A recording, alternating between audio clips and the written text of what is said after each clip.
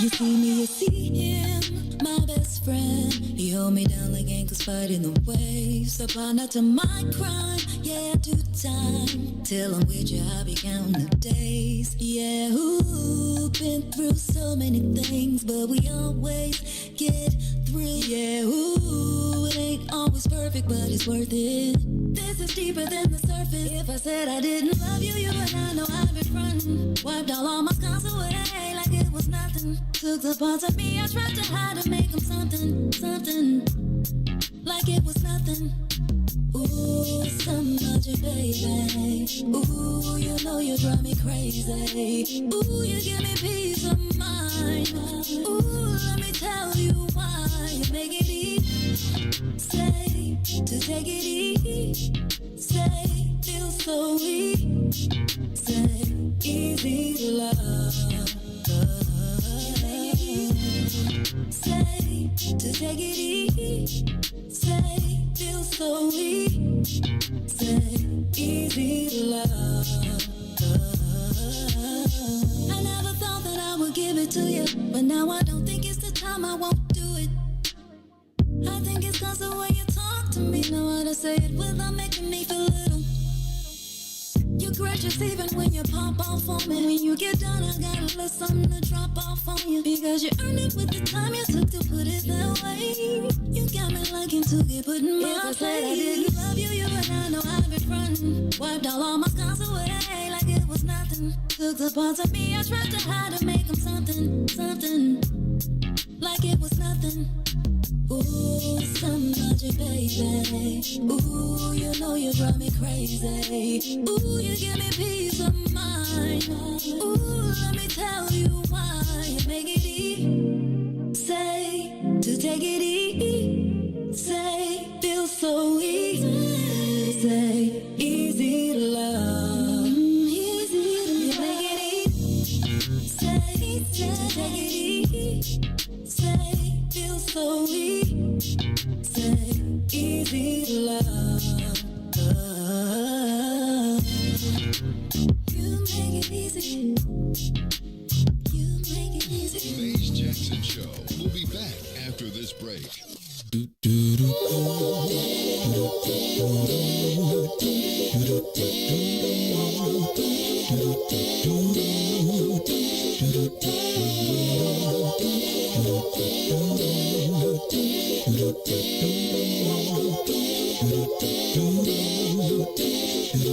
Well, sometimes I go out by myself and I look across the water, and I think of all the things what you're doing, and in my head I paint a picture. Since I've come home, well, my body's been a mess, and I miss your ginger hair and the way you like to dress. But won't you come on over? Stop making a fool out of me. Why don't you come on over,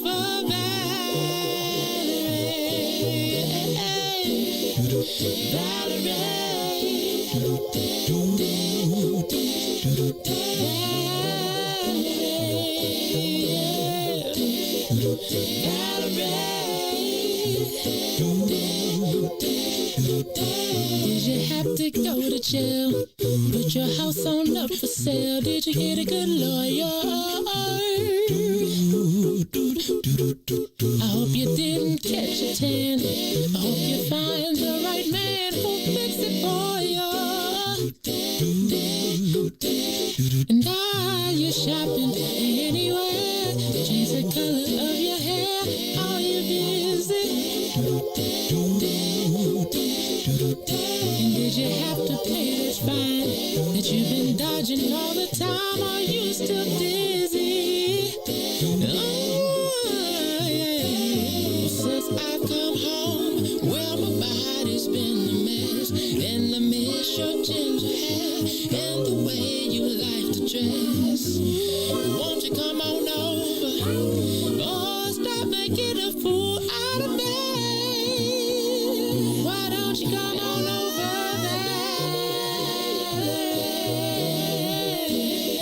WIIFTBP. Live from What's in It for the Black Media Studio. The problem in the past has been the man turning us against one another. Take a journey with Salim. Come with me into Muwakkil'S world. We have been unable to see the truth because we have been fighting for 10 square feet of ground. It's Muwakkil'S world. Can you dig it? Can you dig it? Can you dig it? Here's Salim.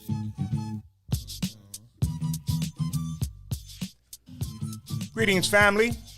I am Salim Muwakkil, and I welcome you to Muwakkil'S world on this Tuesday, the 27th. Man, it's amazing. 27th day of July. And in this ongoing summer, we have a string of hot days. We've been spared some of the searing heat that the West and East Coast both have experienced. Chicago has been so lucky. We have been so far. Yeah. I guess we should knock on wood, right? That's what one does. Well, today we're going to do some retrospecting, I guess is the way to put it.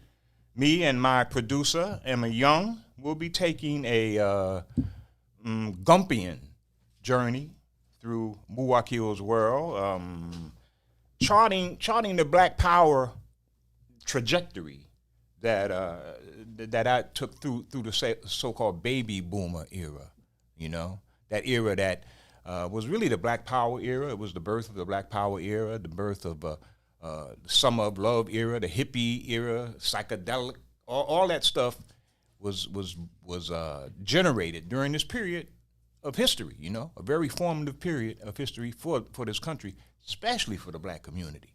And this is a very tumultuous period. The Black Panther Party, cultural nationalism, the rise of Malcolm X and Martin Luther King at the same time, all of these dissecting and intersecting ideologies and theologies were merging during this period. Right. It was a really vibrant period of activism. And this was, this is a period that I came of age in and really experienced a lot of these, I dipped my toes into a lot of these trends and in fact swam in some of them as well, in some of these currents.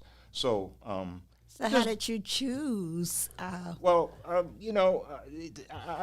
people to stay tuned and listen in to this journey, a little historical journey that we're trying to connect the dots to the future. Really, is what this is all about, and it's a future that it's a future that looks increasingly imperiled as we enter this new period. There's a whole lot of antagonism out there that's building up. It's kind of the counter Reconstruction period that we find ourselves in. So anyway, with Sister Emma and me, we're going to kind of go through some of that stuff and try to illuminate what's going on right now, by that past. And because really, there's the best way to profit from that past is to consider it in its relationship to the present and to the future. I mean, otherwise, it's just something to talk about. We got to try to apply some of those lessons, and some of those lessons that I've learned really inform my views today, and those lessons I think need to be shared with a lot of folks. So here we are. Right. How you doing? I'm good.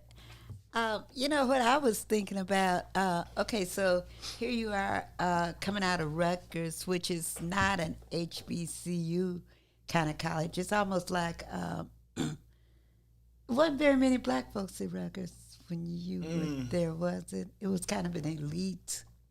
Well, it was in the period of transformation. This was, in fact, I was a part of a group that occupied the dean's office. This was that time when a lot of students were doing that to demand open enrollment, to demand more enrollment of African American students and opening of the curriculum to put black people on the stage of civilization.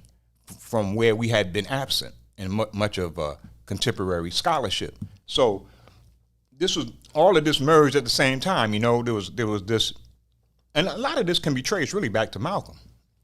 Malcolm was the one who initiated this quest for Afro-centered scholarship, for some challenge to the Western hegemony, some challenge to the Western system of knowledge. And the black movement took that in various directions. One of those directions was academic, and there was the quest for black studies and demanding that black students be enrolled in all of these in many of these schools, especially the elite schools. Okay. So yeah, it was in a period of transition. I had just come out of the service, and so I was a little bit older than the traditional freshman, and in fact, at the same time, I was a member of the Black Panther Party. So, so I was a unique student in a lot of ways, and also my tuition was being paid by the government because of my service, because I spent time in the service. So Rutgers was in a period of transition, like a lot of schools at that period. And then going back to the service, is that what kind of informed your, militant stance when you got into the service and saw how racist, I guess not that the service was all that, well, they were too, but you were stationed in the South, right? Yeah. And coming from New York, that had to be kind of a... Yeah, well, the military, the U.S. military has a Southern bias to it. I don't know exactly how to explain that, but all of most of the training instructors are from the South, or they have Southern elocution. They talk with a Southern kind of emphasis. The service is very macho, and the macho aspect of American identity is really, the Confederate, the Southern, the rebel, that kind of thing. And so the service really had a Southern bias, and I noticed that from the get-go. Although it didn't really affect us, because when I came into the Air Force, it was a period of transition. The Air Force was changing from its previous regime of basic training to another regime, and there were more brothers coming in. The Air Force has really never been that heavy on African American participation, but during the period I came in, a lot of brothers were coming in, and we controlled, man, all the drill teams in basic training. All of the drill masters and the front guards and whatnot were all African American. The best drill teams were primarily led and dominated by African Americans. So you can see, the black influence in the military, although it had this kind of Southern bias. When I was stationed in Germany. I was a ditty bopper. That's like a Morse code, and that was my specialty. And ditty boppers had a real weird kind of reputation in the Air Force because it required, it required a kind of specialized focus. Morse code is not an easy thing, and in order to pass in the school, you had to really be very proficient in it. And for some reason, I took to it pretty easily, and I became a member of the security service in the Air Force, which was really an elite. Was it like a spy? Kind of like surveillance. Like when I graduated from Diddy Bop school, I was considered a radio operator, a Morse code intercept operator is what they called it, and I was I was transferred to Germany, where I monitored the Iron Curtain, so to speak, the edges of the Iron Curtain, the Soviet bloc, and the communications that went on.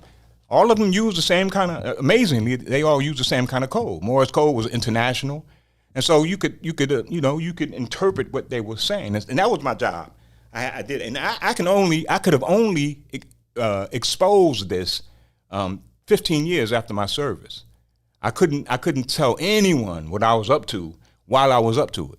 So it was a really weird situation while I was. But while in the military, I met some of the most radical cats I've ever met. I spent a little time in Thailand, and where this was during the Vietnam War, and in Thailand there was a lot of animosity to the U.S. From the rebels, from the young people who were radical.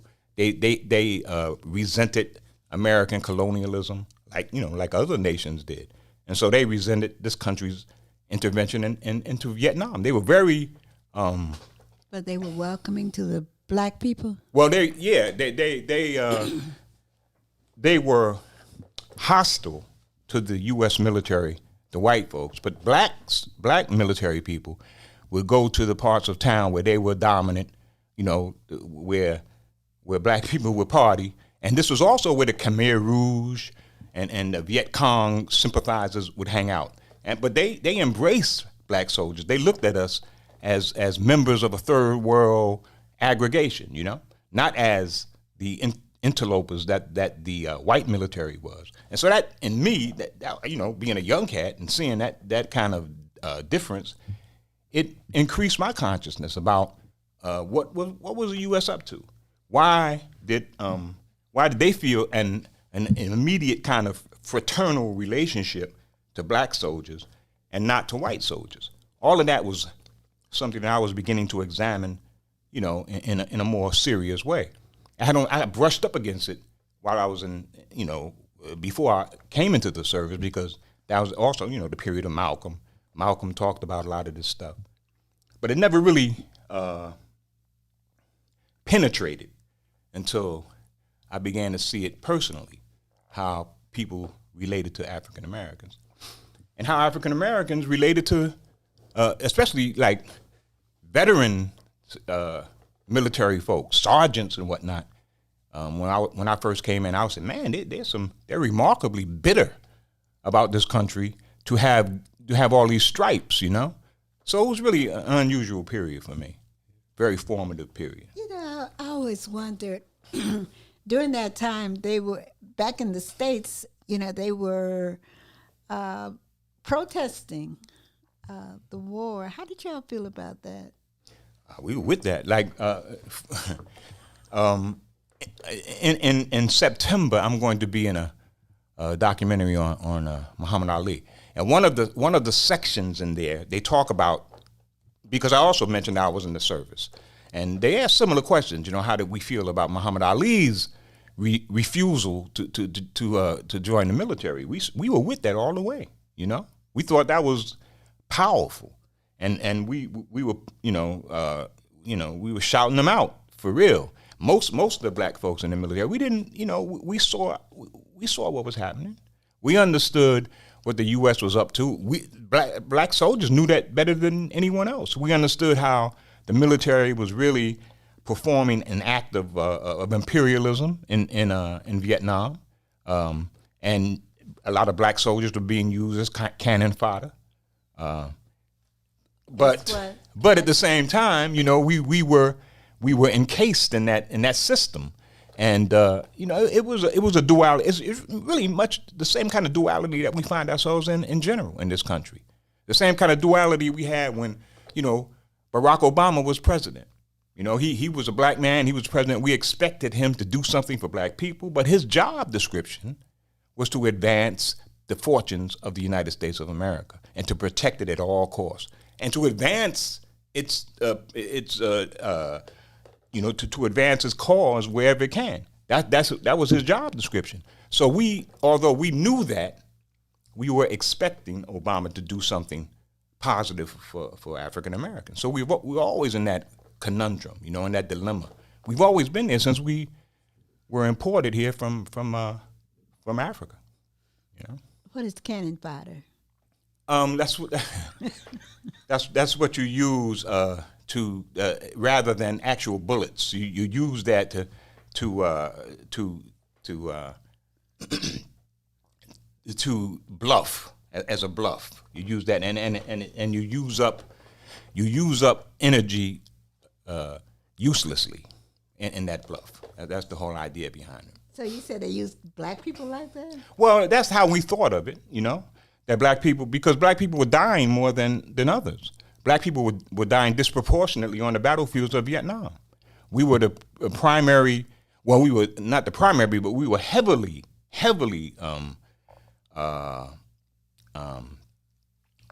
sampled, a heavy sample of the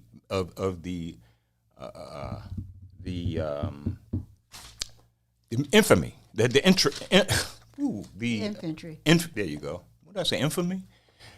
We were heavily sampled in the infantry. Black people were disproportionately members of these combat units, and so we had high fatality rates. So what if you had not gone to the service? Hypothetically, would you have gone to become a part of the Black Panthers? As I ultimately did. Yeah. That's hard to that's hard to say because the Panther Party was very attractive. Yeah, but what I'm saying is, did you have that same mindset going into the service that you had? No. I was a young boy when I went into service. I was 17. I went into the service when I was 17 years old. So I was, just a teenager. Yeah, but were you headed? You know what I'm saying? Was your head headed that way? When you're that young, you really don't know where your head is headed. Like I said, I heard Malcolm at on 125th Street outside of the Harlem Memorial Bookstore. I used to hear him frequently there, and so I had an affinity for that because everybody who heard Malcolm had an affinity for Black nationalism after hearing that brother. He was so powerful, and I was a very young guy, so I did have that. I had that move. I wasn't really with the civil rights movement. I thought they were too rural and agrarian. So I didn't dungaree, all that. I wasn't with and singing hymns and Christianity. All of that seemed to me to be kind of Uncle Tomish. That's how I thought of it. And so I was really attracted to Malcolm's brand of Black, of Black defiance. Yeah, he and Martin Luther King seemed like they were at different ends. When King was still saying Negro when everybody else was saying Black. Yeah, that kind of thing. Right. Plus, Southern accents. From being from New York, you think of people as being country and all that, and it was arrogant, and really when you look back on it, it was laced with white supremacy. Black people in New York think that we are, they thought that they are the urbane example, the pinnacle of Black urbanity, right. Essentially, and everybody else was kind of country, so. There was that was going on, and even in the movement that was going on. So Malcolm was urbanity, he was sheer Black audacity, and we really dug that. So like in this film, Muhammad Ali represented that as well. Like when he fought Floyd Patterson, man, we were so happy that he humiliated Floyd Patterson. Man, that was so gratifying to us. So, but when I went in the service, I met all these other militant cats, and I got shot in the service. Ultimately. So that had something to that had a lot to do. I got shot by a white guy in Georgia. So that had a lot to do with me turning toward the Panther Party. In fact, right after I got shot, right before I was supposed to get discharged, so I had to stay in the service a little bit longer while I rehabilitated.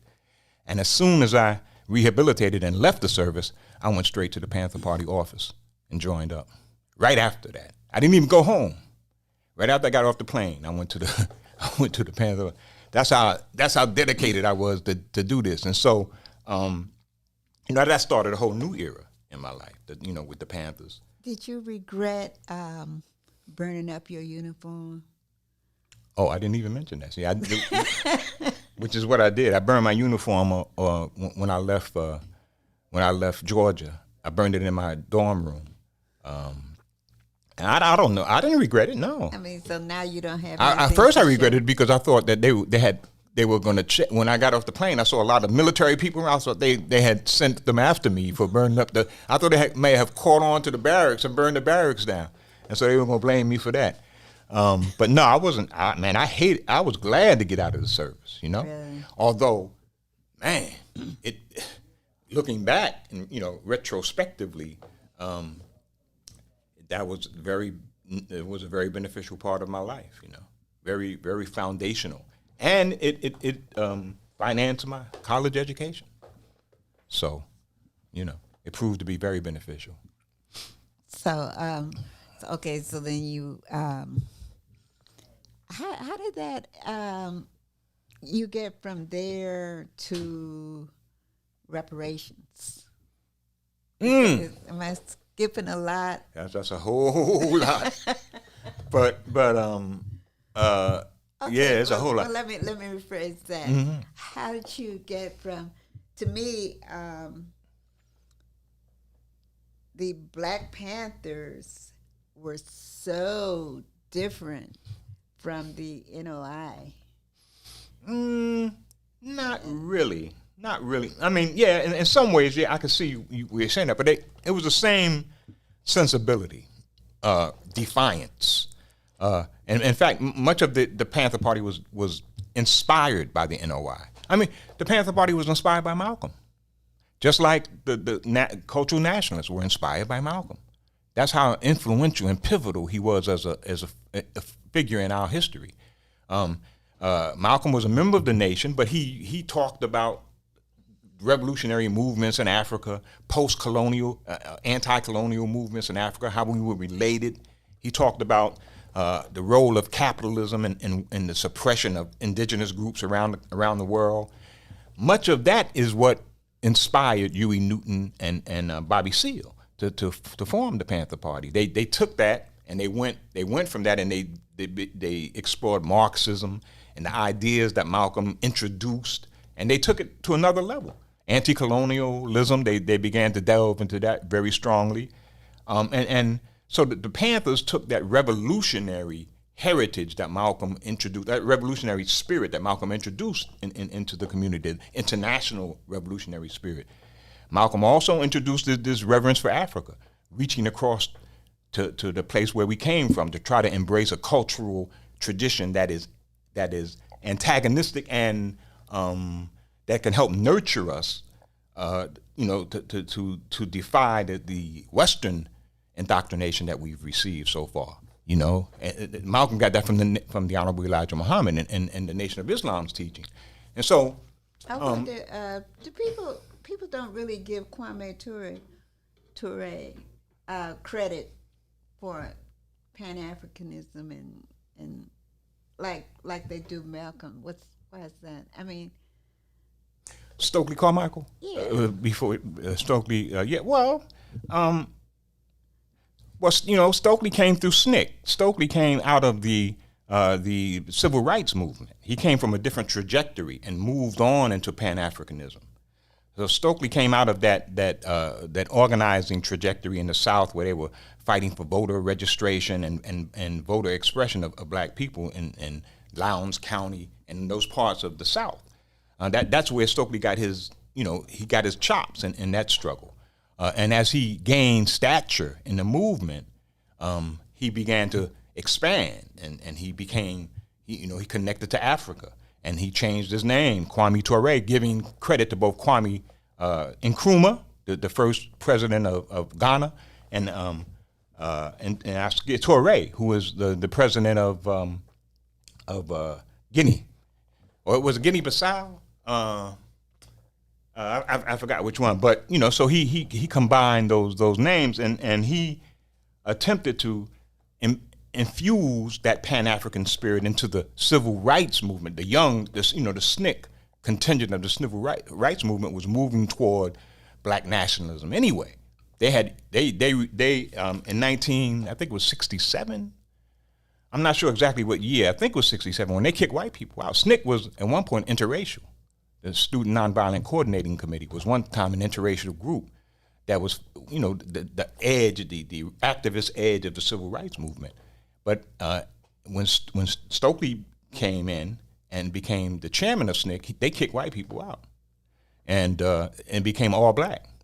And so SNCC had turned nationalist, and Stokely just kept that trajectory going until he became Pan-Africanist. But he came at it really after Malcolm.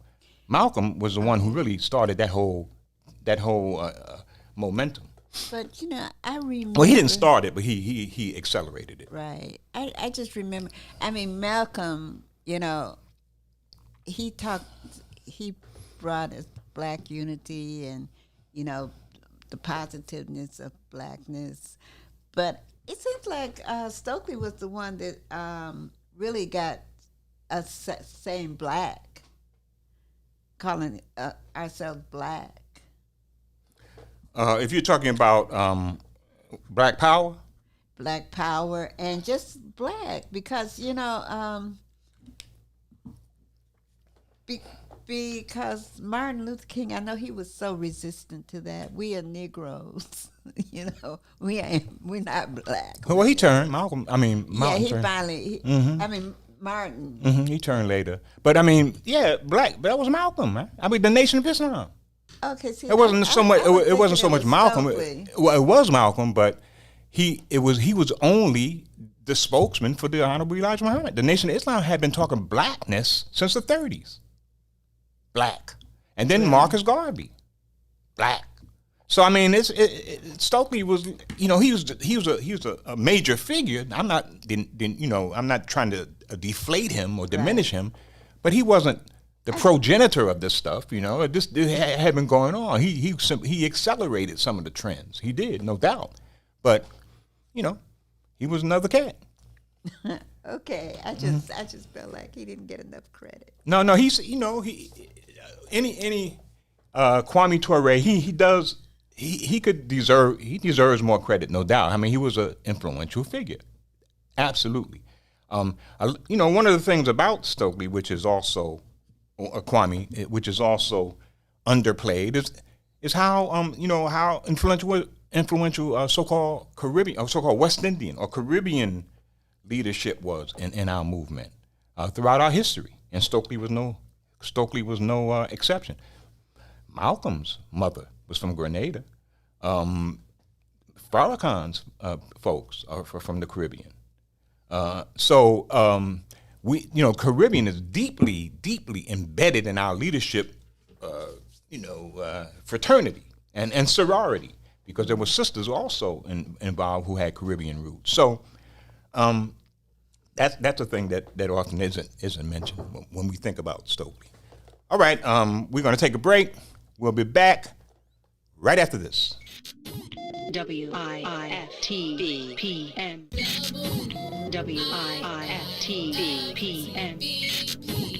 Media's just for you and me. WIIFTBP. Media's just for you and me.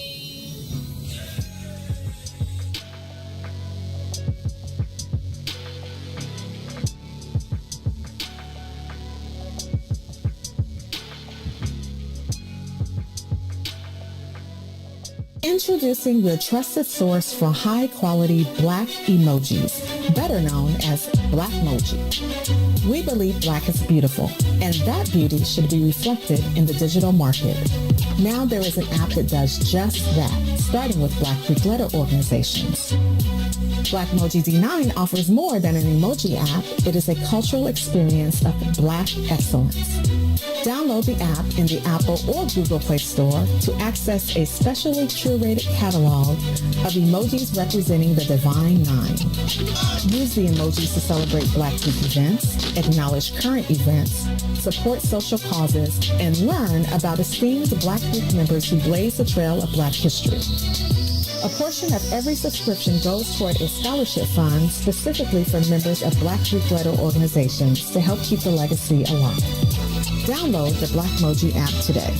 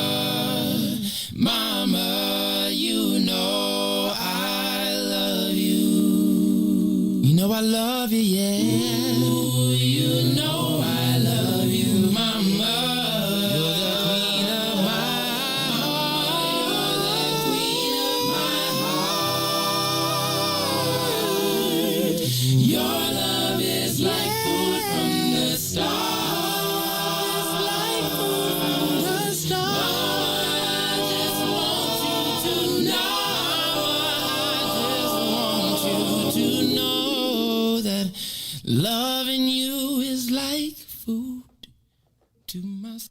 Okay. And we are back. Salim Muwakkil here in Muwakkil'S world with my producer, Sister Emma Young. We're talking retrospectively today. Share the broadcast, you know. Turn this on. You didn't turn the thing on. Huh? You didn't turn it. Oh, never mind. It's on. It's a delay. Okay. Nothing. Okay. We retrospectively we are talking, and Sister Emma Young, my producer, we are just going over some stuff, trying to trace the trajectory of my ideological perspective these days, which, those of you who listen to the show know that I'm pretty seriously reparations oriented. Come to that conclusion after many trials and errors and explorations of other ideological perspectives. By the way, share the broadcast if you will, to help things go along. So there was a time when you were anti-reparations? It's hard. I can't really remember being anti-reparation. I just didn't think of it as a remedy. I didn't think of it as plausible, I guess. Right, or as a possibility. Yeah, really. yeah. It's still hard to think. It's easy for me to think of it as plausible now, but I did at one point. I mean, that's one of the reasons why I think we should really be aggressive in pushing for it, because it seems absolutely plausible. Plausible, but what about possible? Given the whole mindset, of this country. I mean, if they don't want critical race theory, imagine how adamant they would be against giving us trillions of dollars. Yeah, that is true. But they didn't want the reconciliation package that Biden passed earlier this year either. Those same folks, those antagonists, the Republican antagonists, the Trumpians, the Colt 45, they didn't want that either. But it passed through maneuvers, through legislative maneuvers, because there were enough people in this country who were convinced that it would be beneficial for Americans to receive these benefits. And so I think the very similar arguments can be made, and they're increasingly being made by the captains of industry even, that if you take care of that plunder, if you repair the plunder the African Americans suffered, this economy in this country would skyrocket. America would prosper as never before. And that logic is beginning to win over a lot of folk. And so I think that makes it even more plausible, because in general, what white Americans think of of things that benefit African Americans as a zero-sum situation because of the legacy of slavery, and it was that was the case for many years, because for centuries, in fact, that's when the culture of this country was formed. What was good for African Americans was bad for white Americans, because slavery was absolutely essential for the economic sustainability and advancement of this country. And so whatever endangered our enslaved status was negative for white Americans. And that zero-sum relationship is what guides the thinking of many white Americans today. But that's erroneous thinking. That zero-sum thinking is erroneous. And it is the data that is coming out is making that increasingly plain. Is clarifying that negative relationship to the point where it's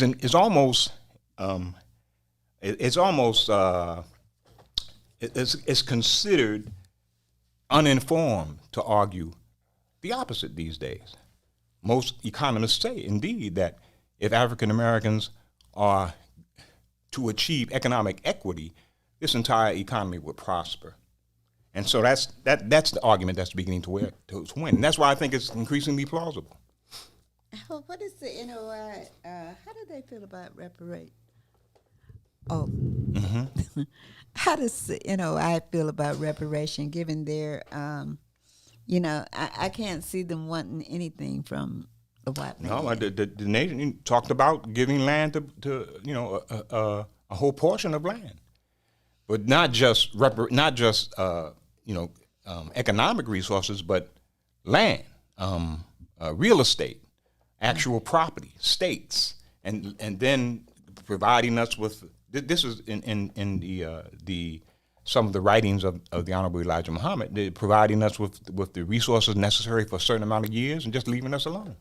I agree with that 100%.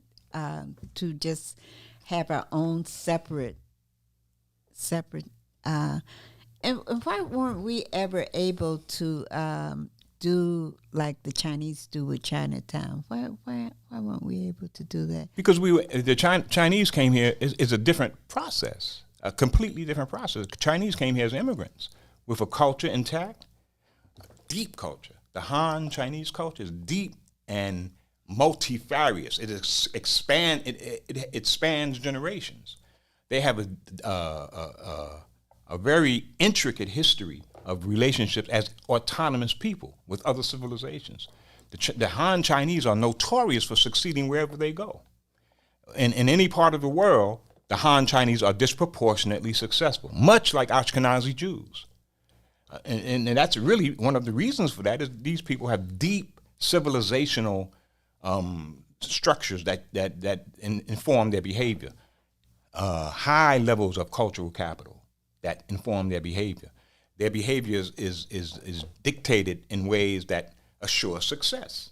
They cultivate the sensibilities that assure success wherever they go. And so the Han Chinese are a completely different story than African Americans who were severed from our culture, from our various cultures, not just one culture, our various cultures in West Africa for the most part, and completely deposited in a land that was totally hostile. So we had to invent a culture, essentially. We had to invent a culture from scratch, a culture that was framed by white supremacy and other kinds of depredations. So our development is an entirely different process than other immigrant groups' development.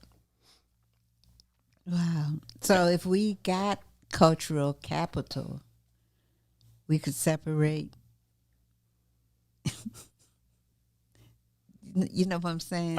You're saying that it's difficult for us to separate now because we lack the cultural capital and wherewithal to do that. It would be hard for us to sustain ourselves. Right, that's what I'm saying. If we had the cultural capital, but we wouldn't be able to get the cultural capital without reparations. Is that what you're saying? My point, yeah, that's what I'm saying. I've reached that conclusion. I tried not to reach it. I tried to say that, well, we can do it ourselves, we can do for self. We can, because, we are powerful people, we can, the John Henry syndrome, essentially. Like John Henry, he thought he could outwork the engine and wound up killing himself. He had confidence, but that confidence was not well deployed. So, it's hard to acknowledge that we're crippled. It's hard to acknowledge our handicap because we are men and we want to be respected as men, and we haven't been respected as men. And so that's a hunger for the black community, as we want that respect.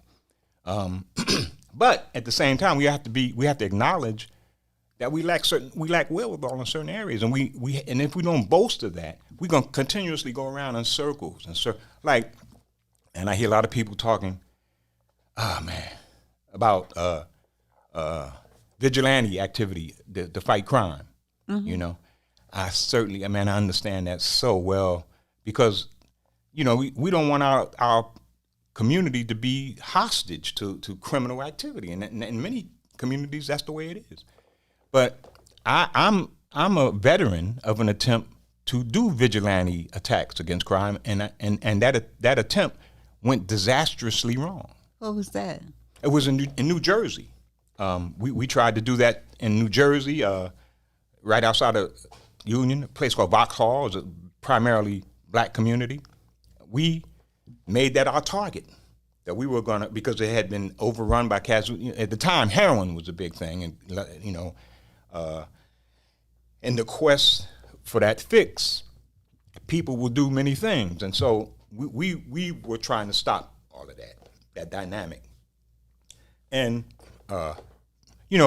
if you're not paid to do crime suppression, you have to volunteer to do it. It takes time out of your family life and out of the other things you do. And so we got a few brothers to do, who wanted to do that. They sacrificed. And in the attempt, many varied attempts, some of them got hurt. Who's going to pay? Who's going to take care of their family when they get hurt? They got killed? Hurt. Death was a part of it. That happened.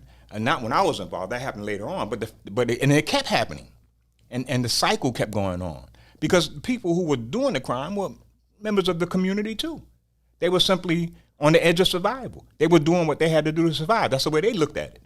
And the cats who were trying to stop them, they understood that, but they couldn't allow that to go on. And those clashing, those clashing realities caused a lot of community trauma that lasted for at least two generations. Families against families, because the people who were the crime fighters were against the people who were the crime, and then the next generation they may have been the crime fight, and so it went on and on and on, and it wasn't ever really. I don't even know if today, although I haven't really heard much about what's going on in Vauxhall, but it was a dynamic of conflict, and I understand how that dynamic works, and it's very essential, I think, that we be really conscious about how that can happen and how we need to guard against that. When you create enemies, it becomes a civil war, a community civil war, and nobody really benefits. Right. The so-called criminal element doesn't benefit, nor does the so-called righteous element. Other attempts to do it, like with the Nation of Islam, they had a program called Dope Busters in the 80s, and even before that, the Nation used to do like crime cleanups in the projects in Newark, for example. And it was pretty successful. And a lot of people respected the Nation, and the Nation had a deep bench. They had cats who would willingly give their lives for the cause, and people who came up against them knew that. In fact, in the Nation, in Newark, we used to use Muhammad Speaks, like those things you put in the car to stop people from stealing your car. Those little the club. The club, right? Yeah. People would put Muhammad Speaks in their front seat instead of the club, because so a car thief would see Muhammad Speaks. He said, "I ain't messing with that car." That's the respect that the Nation of Islam had in that part of the country. So yeah, there were examples of how that kind of vigilante spirit can be successful, but it's very, very difficult to achieve that balance. And the brothers who did it in Vauxhall were trying to emulate the Nation in a way, but they didn't have what the Nation has. The Nation has a belief system and a chain of commands that demands a certain kind of disciplinary behavior, a disciplined behavior. And these cats didn't have it. We didn't have it, and neither did our successors. And I don't even know if we did have it, would it be all the way successful? Although, who knows? I don't know, because, today's criminals aren't scared of nobody. Yeah. Yeah, yeah. But there's this one gas station around my house where a woman can go and get gas, because there are always men around there. Oh, yeah? Watching. Intentional? Is it intentional? Intentional, okay. Right. Mm-hmm. Yeah, so that kind of thing. Yeah, that's very positive. That's very positive. And some brothers have done that here. Brother Quinn, Quinn McDonald has a group that does similar things. That's very positive. There's no way I can deny the power of that kind of effort. I'm just saying that there are limits to it. Right, right. Yeah, it could be dangerous. I mean, to me, it can be dangerous just to have a gun in your house. Oh, yeah, very dangerous. I mean, the statistics prove that danger. Yeah. That most people who injured themselves through gunshots, it's because of that. That's how those injuries occur. for the most part. Yeah. Right. So yeah, it is that danger. Yeah. Yeah, but now, I think, and I've been thinking about this ever since I read, well, actually, ever since I saw Judas and the Messiah, that we need a Messiah. We need a leader. The black community as a whole has not had anybody since Dr. Martin Luther King that we could, look up to, even though people didn't agree. A lot of people didn't agree with him, but I think enough people did that he did show some leadership. Yeah. Of course, you realize that's a very controversial. Yes. That's a very controversial view. A lot of feminism. Many of us, for many years, have said, "Man, the Messiah. That need for a Messiah is a indication of our own weakness, our own community dysfunction. The fact that we have to look to a Messiah. Strong communities don't need messiahs; they just need effective leaders who do things effectively. When you look whenever there's a quest for a Messiah, that's generally a sign of helplessness from a community. And yes, you can say that we are helpless.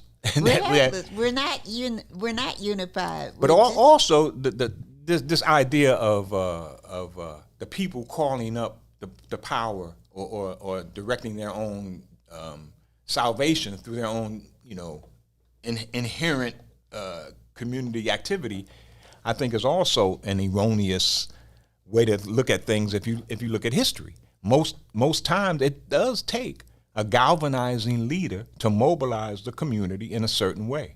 Right. All you need to do is look at the history of Chicago, and until Harold came along, a lot of people didn't think it was possible to have a black mayor, but just his energy alone produced that dynamic.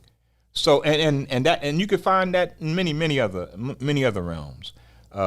So yeah, I think we need to rethink how we look at leadership, and that sometimes that charismatic, messianic edge is something that we need to inspire the people. Without it, it's hard to inspire people to do anything in any collective way. It's very difficult to inspire us, and also to I don't know what to say, to negotiate for us, but somebody that we can go to and collectively with our ideas, and I don't know. You don't know what I'm saying because I don't know what I'm saying. So someone who would be responsive to our particular somebody we could right now, people like Jesse. Well, I'm not going to even count Jesse in anymore. I'm sorry, Jesse. But like Al, they're kind of beholden to the powers that be. Oh, you mean someone with autonomous leadership, someone who's not connected to another kind of leadership stream or resource stream? Right.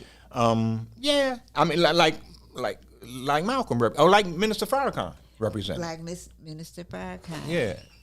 So do you think that Minister Farrakhan's days are over too? No.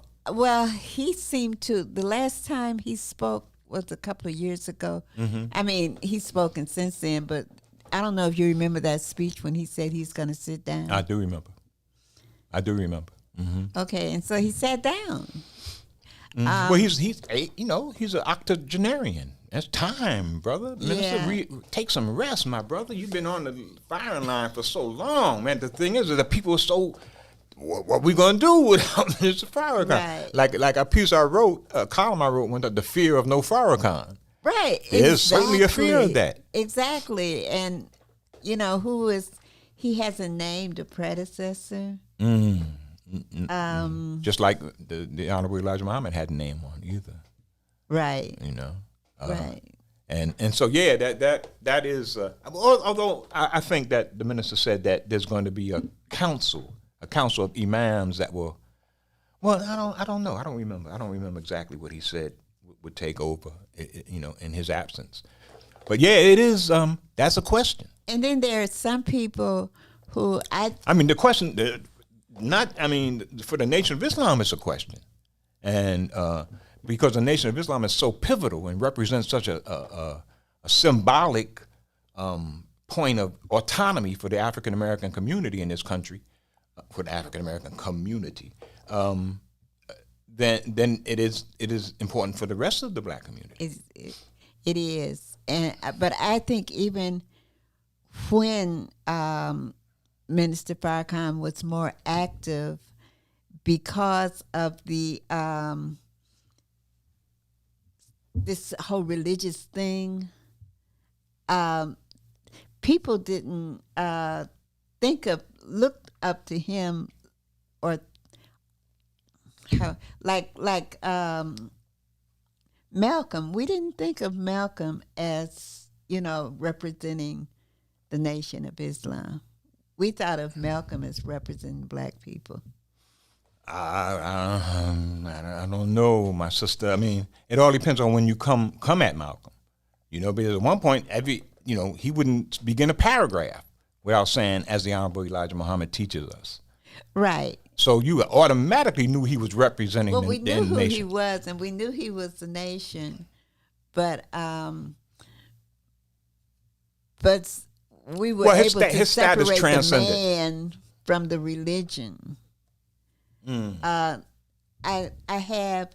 had a picture of Malcolm in my house, and a friend of mine who is a Christian, she said, "Well, God's not going to bless you until you take that picture down."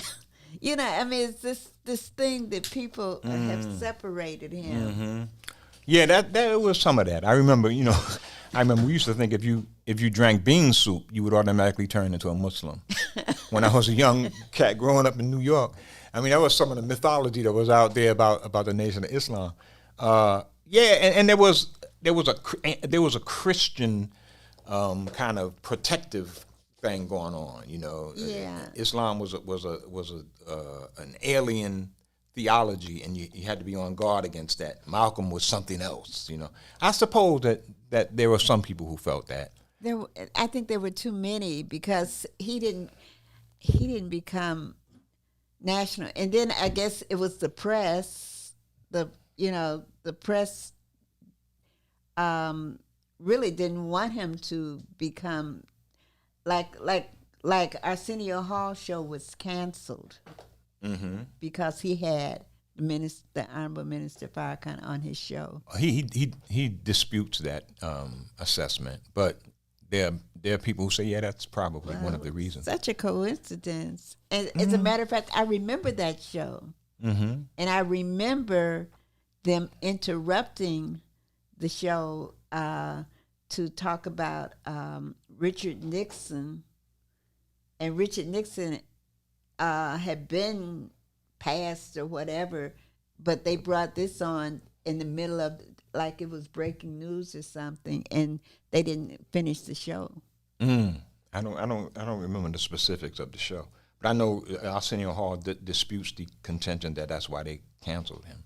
He said there were other reasons, but I'm sure that might have been influential. Yeah. People don't like. Of course, people don't like the message of the Nation of Islam. A lot of folks don't. But there are some people who say that they do.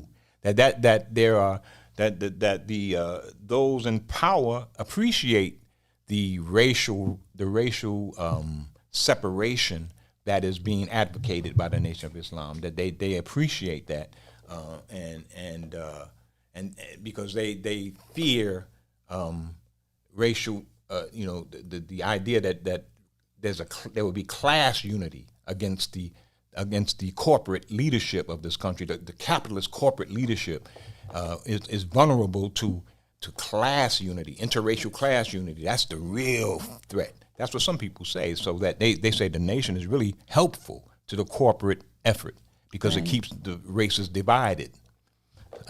That's one perspective. Right, because also I remember the March on Washington, not the March on Washington, the Million Man March, it got so much pushback that it was a huge success. The media made it a success because of all the people who said they didn't want to do. I mean, you know, that this was a terrible thing to do, and Million Man March. That's a good place to pause for a moment, and we will take that up when we come back right after this. Yeah. WIIFTBP.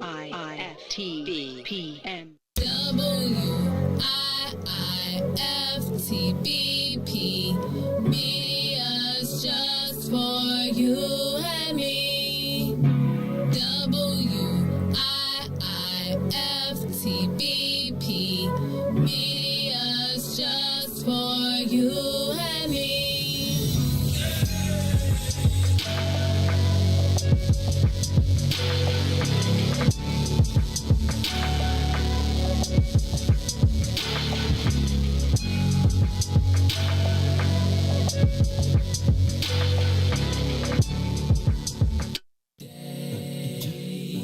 Check.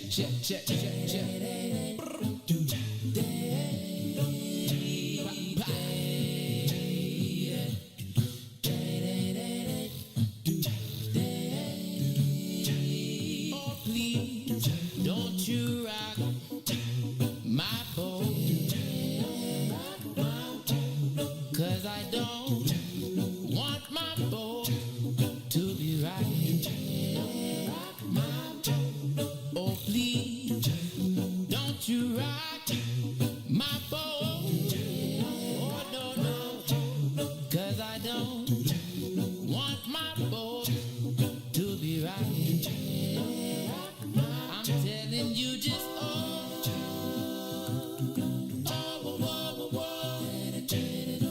like it like this.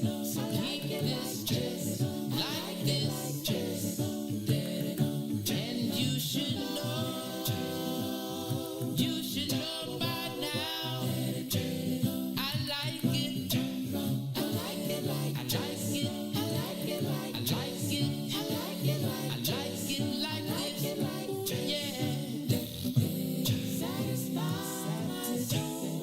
By my soul. Oh yeah. By my soul. Every little action sends a reaction. Oh, can't you see what you've done for me? Oh yeah, I'm happy inside all of the time.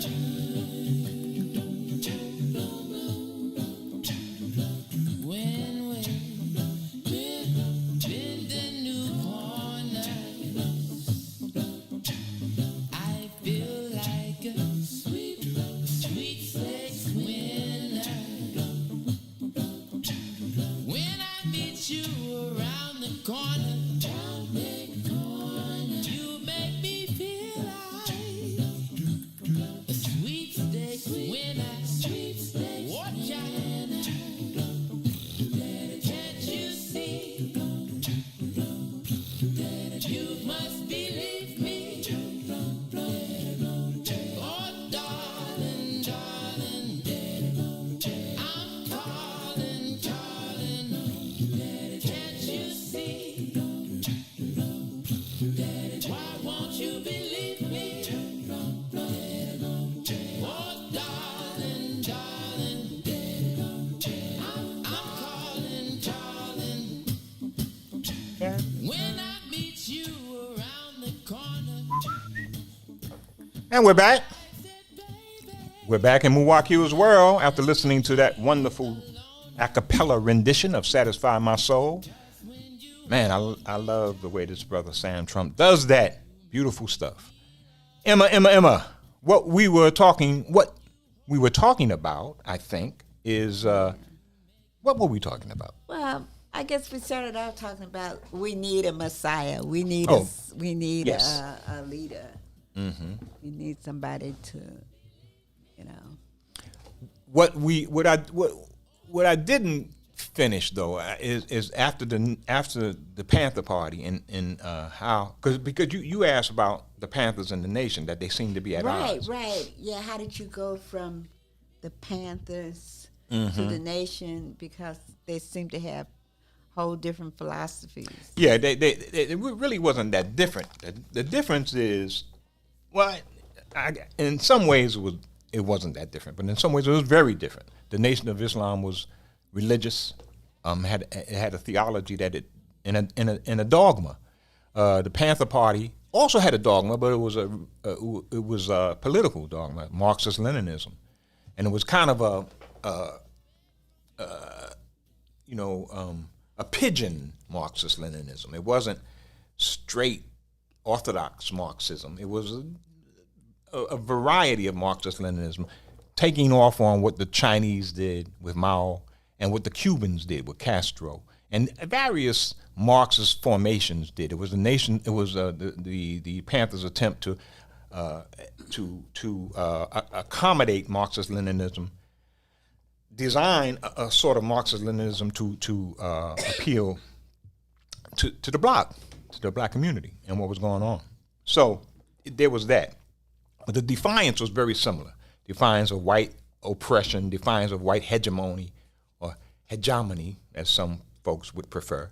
So it had the similarities. But I realized when I was in the Panther Party that it didn't have, there was nothing in the Panther Party that stopped brothers from doing the debilitating stuff that we did in general, that mitigated the debilitating lifestyles that weakened our community, in many ways. The stuff that we did, the stuff that, getting high all the time, partying all the time, messing with a lot of women, not taking care of your children, all of that stuff that became our current. It was the things that we did. It was considered the cultural way of life for a lot of black men. Really?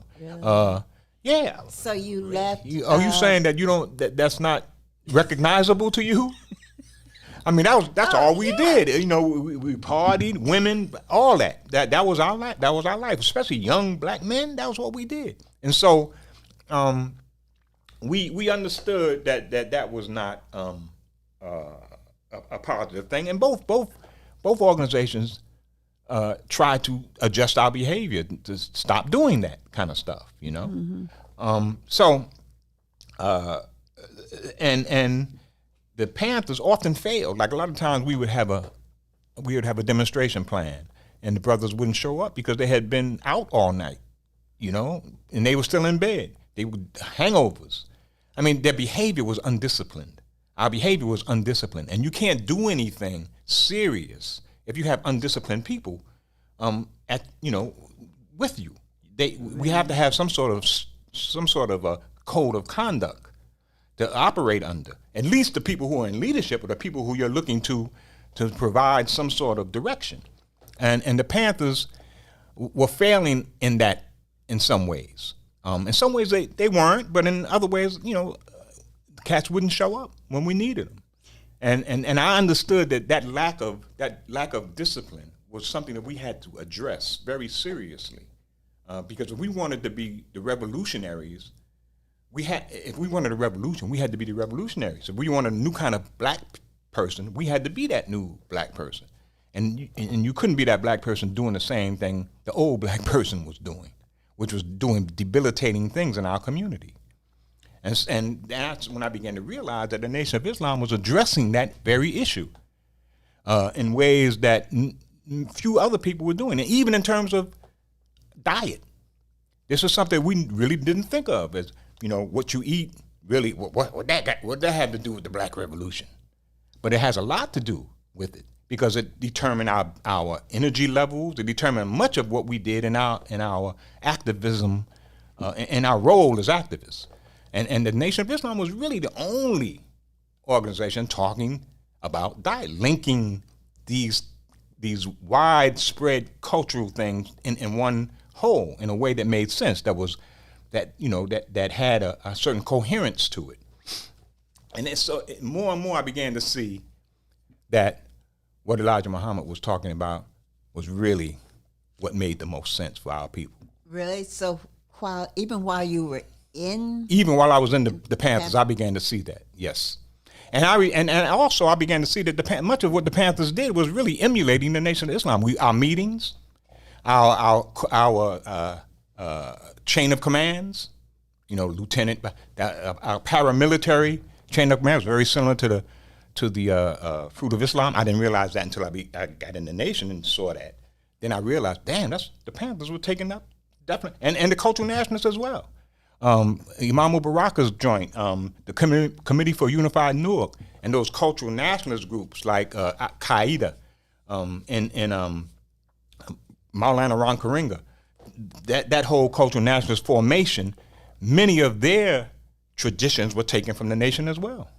And I began, and I didn't know that either until I joined the Nation of Islam. okay. So it was, and I began to see that the nation was really serious about changing our conditions, and this other group was really, in a lot of ways, cathartic. It was a catharsis. We were mad at white people, we were mad at the police, and we wanted them to know how mad we were, and we did things to exhibit our anger, but it was really catharsis. I mean, what else? What? Okay, because I thought the Panthers came in. I didn't think they were mad at everybody when they started. I thought it was because the police or the powers that be saw, these people together, and J. Edgar Hoover and them, and decided, that they were, this group that they need to come against and eliminate, and that's when the Panthers, became defensive. Well, the Panthers started out as a self-defense group. That was the point, against the police. But then the Panthers adopted a Marxist-Leninist ideology. Revolution was the goal. We wanted to revolt. We wanted violent revolution against this country, and we wanted allies, international allies. We wanted violent revolution. I never knew that. We had community survival programs like Feed the Children, and right. and I was deeply involved in that, and tutorial programs and lunch programs. I was deeply involved, and that was a part of our agenda. But it was to turn people toward revolution. It was to turn people toward understanding the errors of this capitalist insect that was sucking our blood.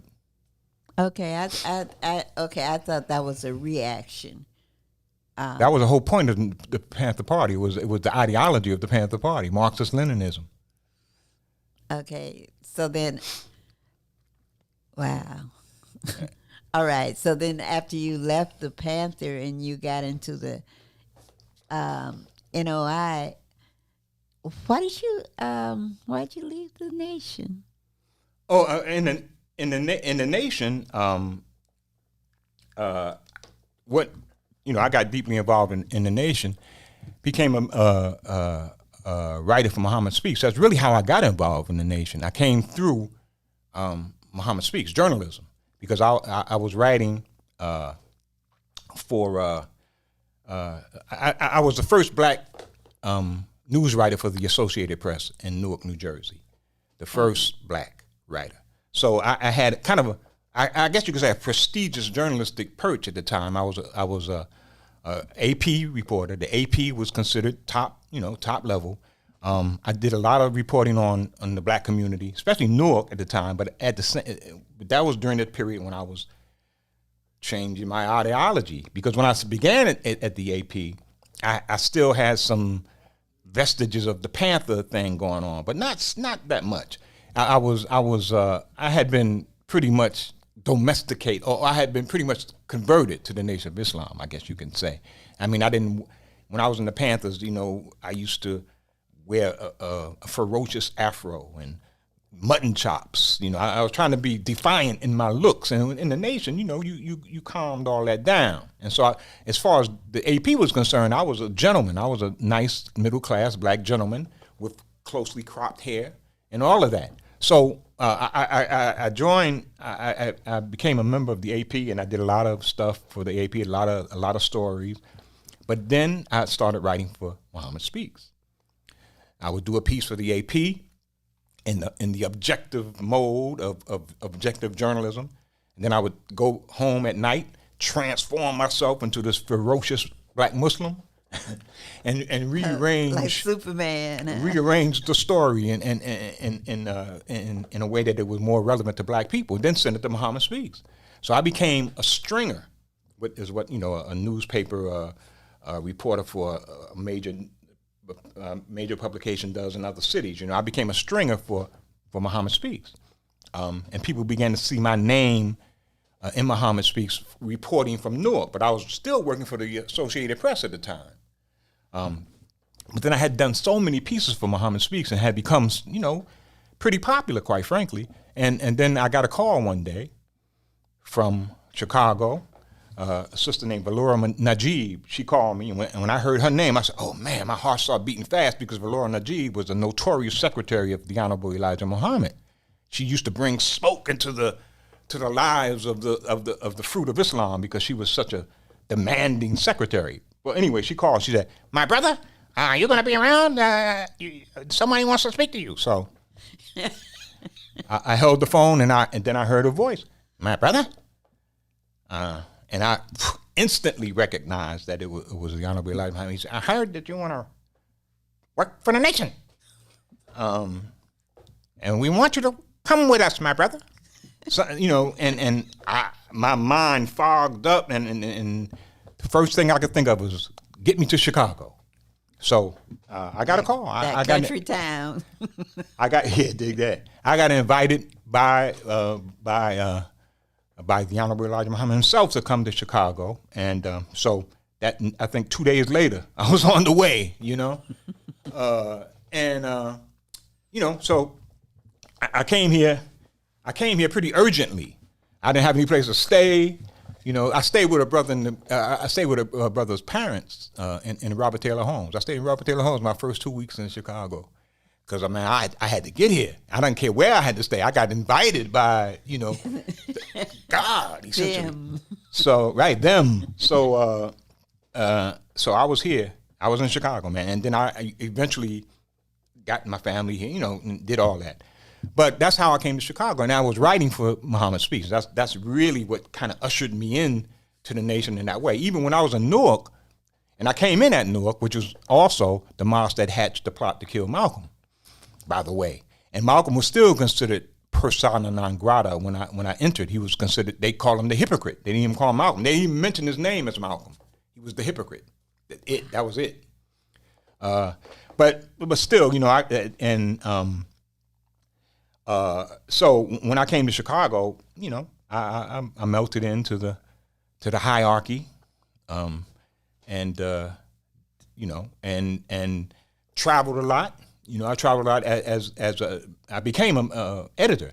I came in as an editor at Muhammad Speaks, not the editor, but news editor at Muhammad Speaks, and then I did a lot of traveling.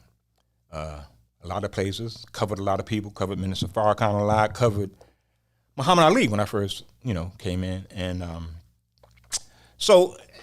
then the nation changed. Wallace Muhammad came along. 75, the Honorable Elijah Muhammad died. He passed. The messenger passed, and his son took over. There was a lot of intrigue and a lot of mystery about who was going to take over after the Honorable Elijah Muhammad died, because nobody really knew he had a successor. But he seemed to have been grooming his son. His son was giving regular lectures every Thursday, and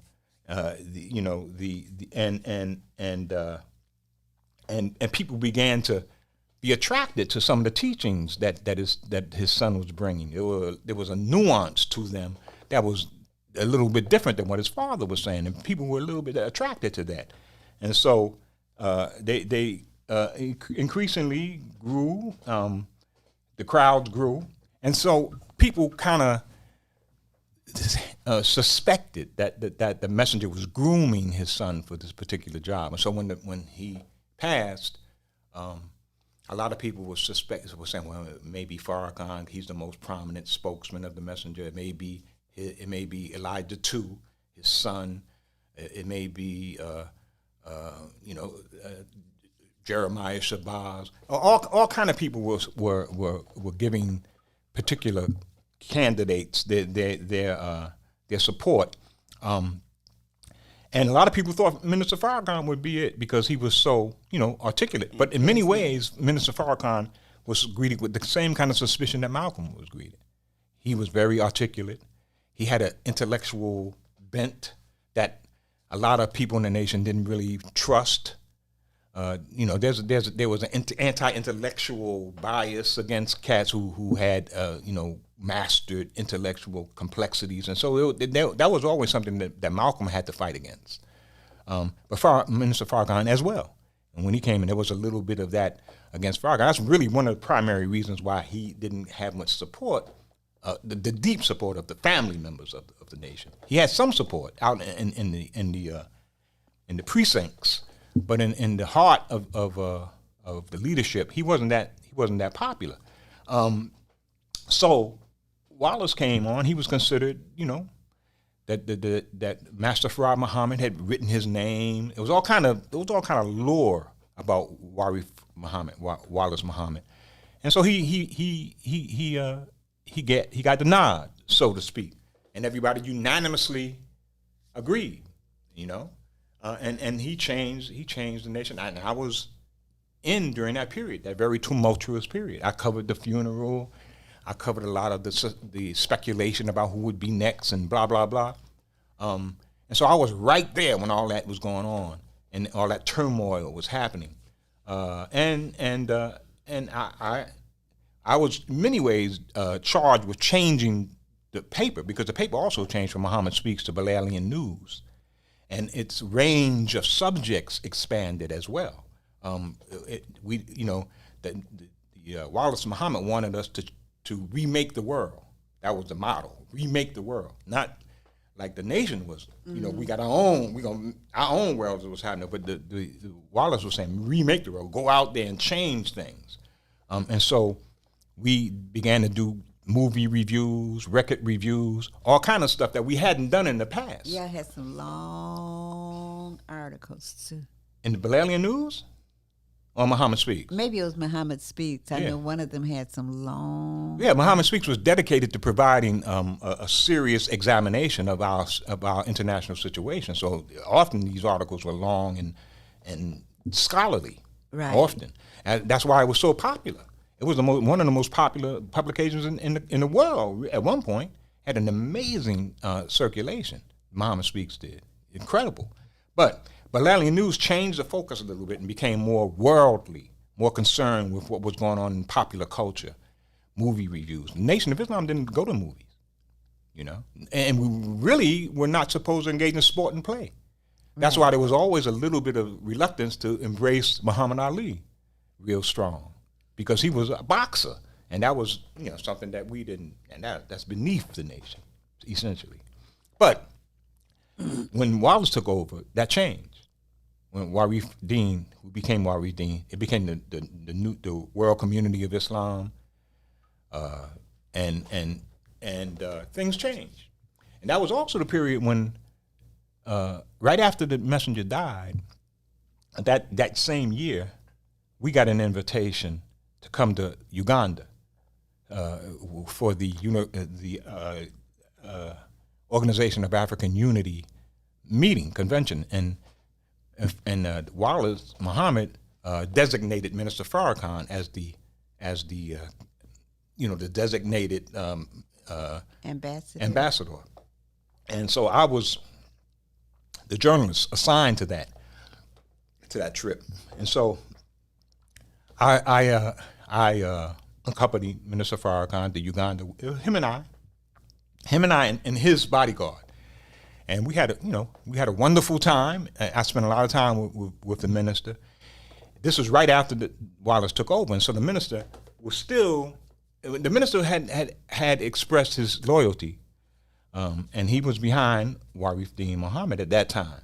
But he was still a little bit reluctant to go all the way, you know. And you know, we had discussions about it because it was a big change.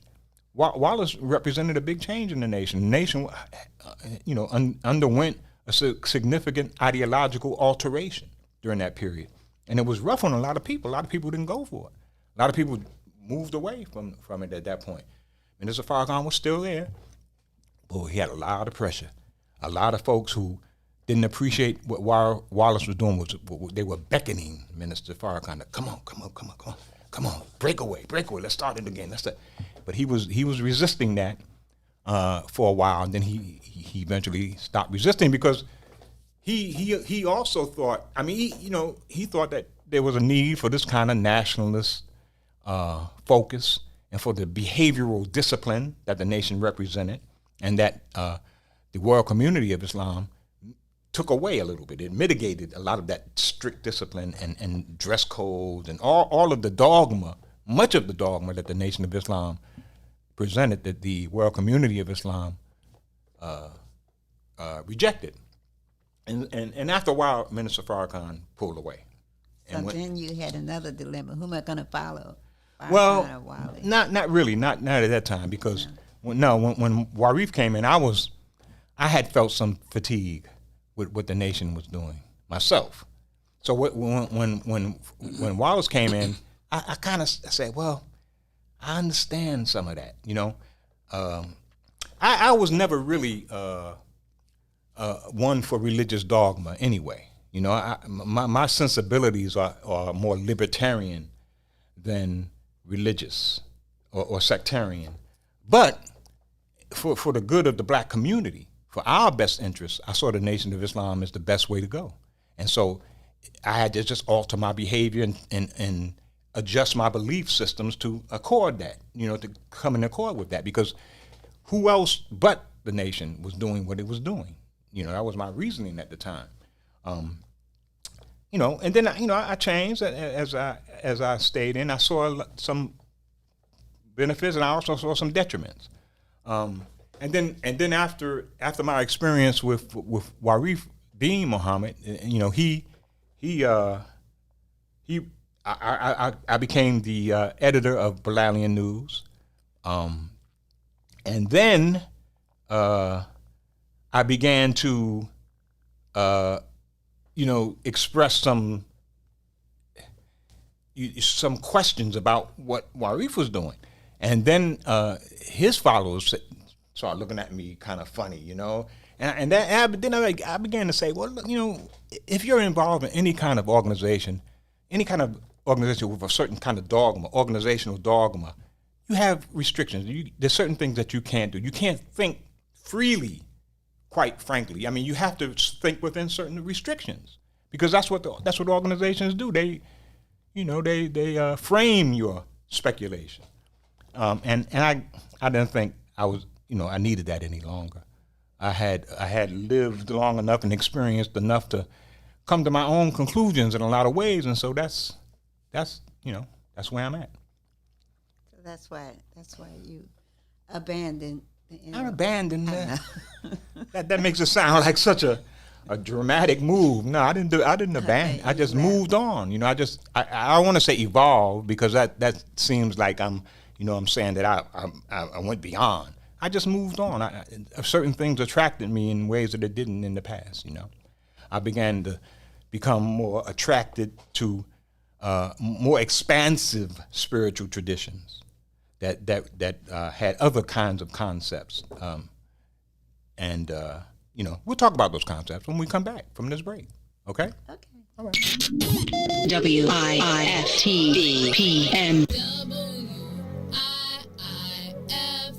WIIFTBP, media's just for you and me. WIIFTBP, media's just for you and me.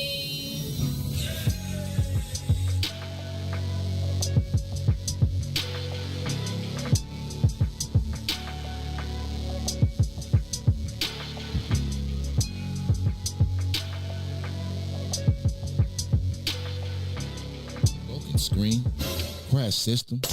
Are you in need of spyware or virus removal from your computer? Well, contact RPC Computer Repair in South Shore and let us help you with all your computer repair services and print needs. Need office or print production services, copies, scans, fax, or even notary service? Then stop by and support RPC Computer Repair and Print Shop located 1741 East 71st Street in the 71st Street corridor, newly revitalized South Shore areas, and let RPC be your one-stop shop, where we believe RPC is your PC. RPC Computer Repair is also a UPS access point where you can drop off and pick up your important packages. So let RPC be of service to you. Call RPC Computer Monday through Saturday, 8 a.m. through 6 p.m. at 773-966-4457. That's 773-966-4457. Visit RPC at rpccomputerreinc.com for more information.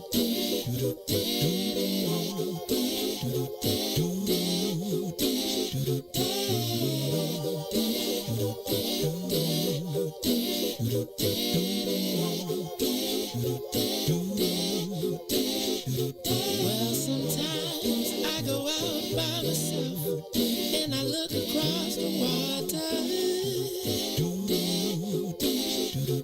and I think of all the things, what you're doing, and in my head I paint a picture. Well, since I've come home, well, my body's been a mess, and I miss your ginger hair and the way you like to dress. But won't you come on over? Stop making a fool out of me. Why don't you come on over,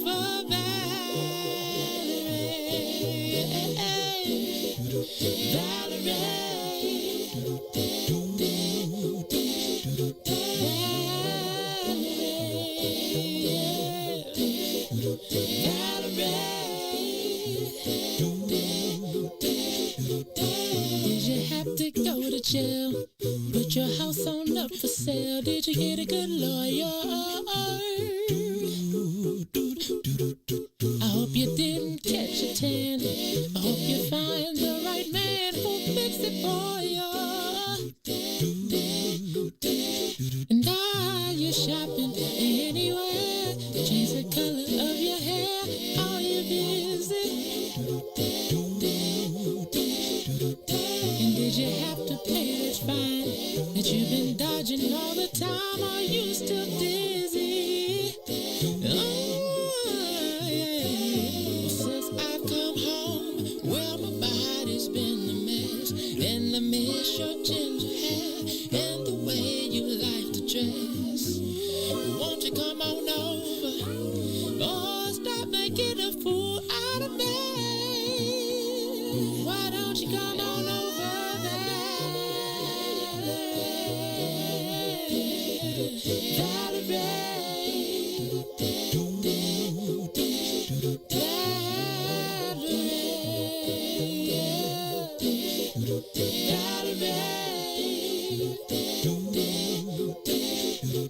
Well, sometimes I go out by myself and I look across the water, and I think of all the things, what you're doing. In my head I paint a picture. Since I've come home, well, my body's been a mess, and I miss your ginger hair and the way you like to dress. Won't you come on over? Stop making a fool out of me. Why don't you come on over there?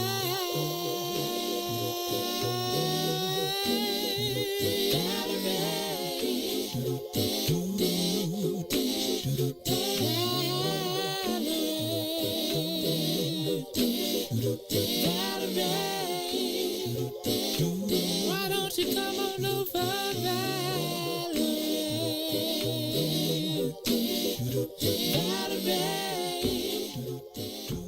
And we're back in Muwakkil'S world with my producer, Sister Emma Young.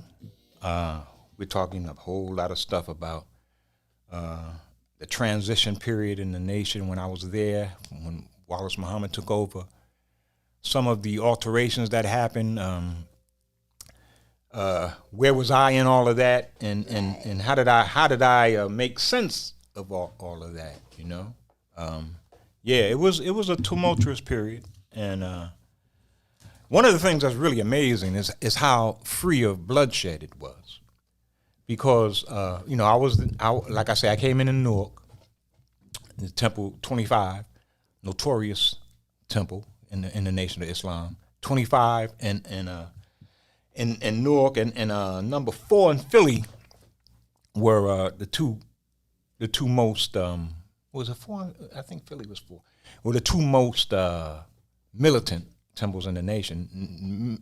25 was where the plot to kill Malcolm was hatched, and it was still like I say, they were very anti-Malcolm at the time. They called him the hypocrite. I came in, at a time when it was pretty, when there was still a whole lot of anger at what happened to Malcolm. While I was in 25, the minister was assassinated, James Shabazz. He was a minister who a lot of people say has, really hated Malcolm, and was instrumental in trying to get rid of him.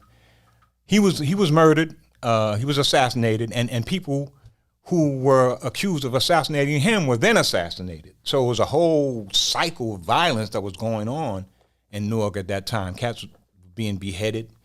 There were twins, some brothers who were twins, believers, who were twins. Their heads were severed and put on different bodies. The head of one twin was put on the body of the other twin, that kind of thing. It was really vicious stuff going on. And so I came in at that time, and so I knew that there was the potential for a whole lot of violent activity. Whenever you get into religious sectarianism, the potential for violence is high, always, no matter where it is.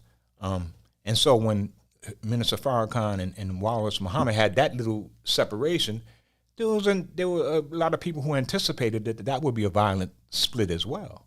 And it could well have been, because there were a lot of hard feelings. But both men really admirably shepherded their flocks in ways that avoided that violence, admirably. And you really have to give it to Minister Farrakhan, because he had a really a harder job, because they weren't under one rubric.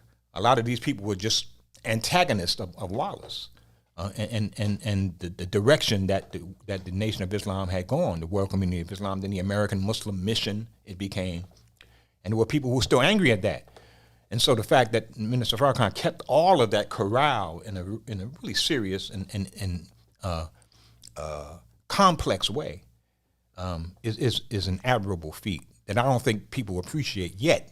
How amazing it was that he kept those troops in check, and Wallace as well, because there was similar kinds of antagonisms on the other side.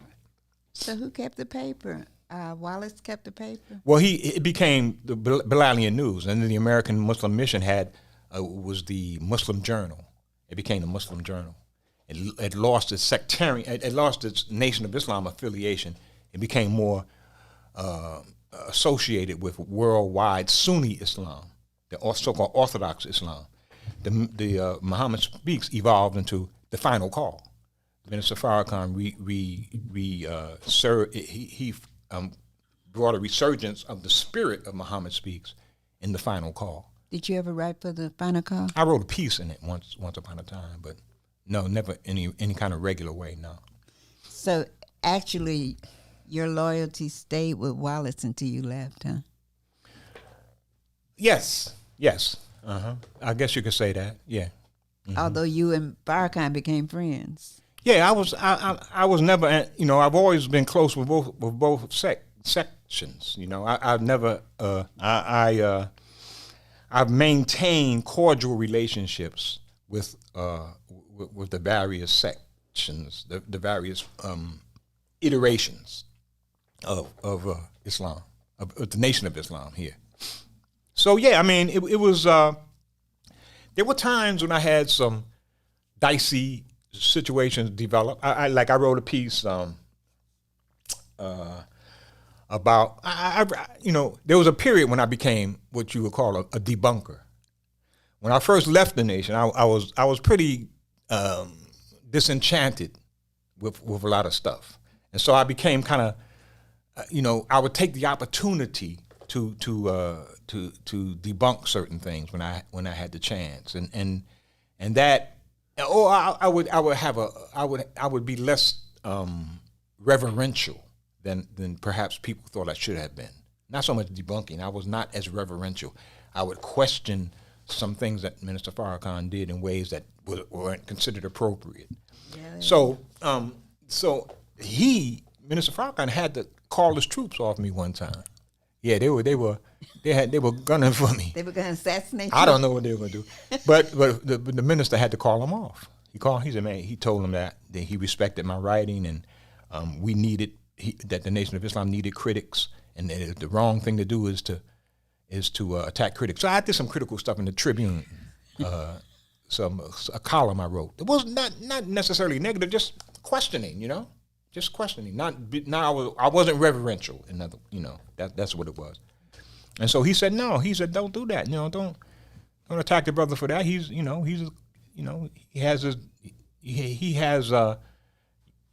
has room to express his views if he wants to. Blah blah blah. So he called him off. But that was. Again, when you are critical of people who have a kind of divine imprimatur, then you can expect that kind of animosity.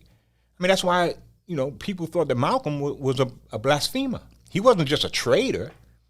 He was creating apostasy because he was criticizing someone who many people thought was akin to God, had divine properties, and for someone like Malcolm X to criticize that was blasphemous, and that was inside of NOI, because I think the people on the outside, we revered Malcolm. Mm-hmm. We never looked at him as a traitor or nothing. I know that. I mean, that was the thing. A lot of people were saying that. You revere the follower, but you reject the teacher. The messenger is the teacher. Not only is he the teacher of Malcolm, he was a teacher of Muhammad Ali. He's a teacher of a whole class of folk, and he gets very little credit. That is true. Very few people give credit to the Honorable Elijah Muhammad, the kind of credit that he absolutely deserves for raising up a whole lot of people in a very hostile environment. A lot of people they're reluctant to give him credit because they don't think he has the exalted status that deserves that kind of credit. He's from Georgia, blah blah blah. He wasn't articulate, and all of that. But man, you think about the men who followed him. Think about the men he inspired. Well, maybe it's because I never heard him speak.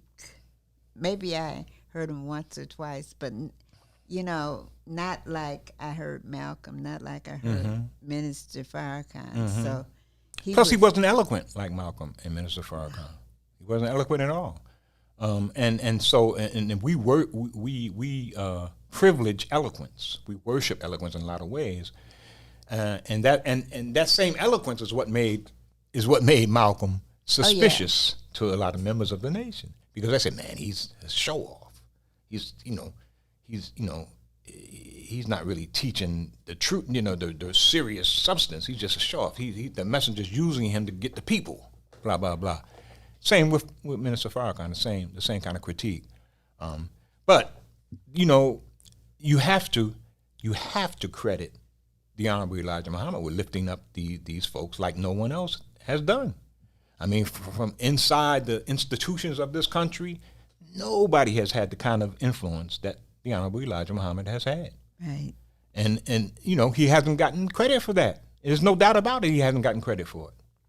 So there are people who are angry about that, and they say that he deserves that kind.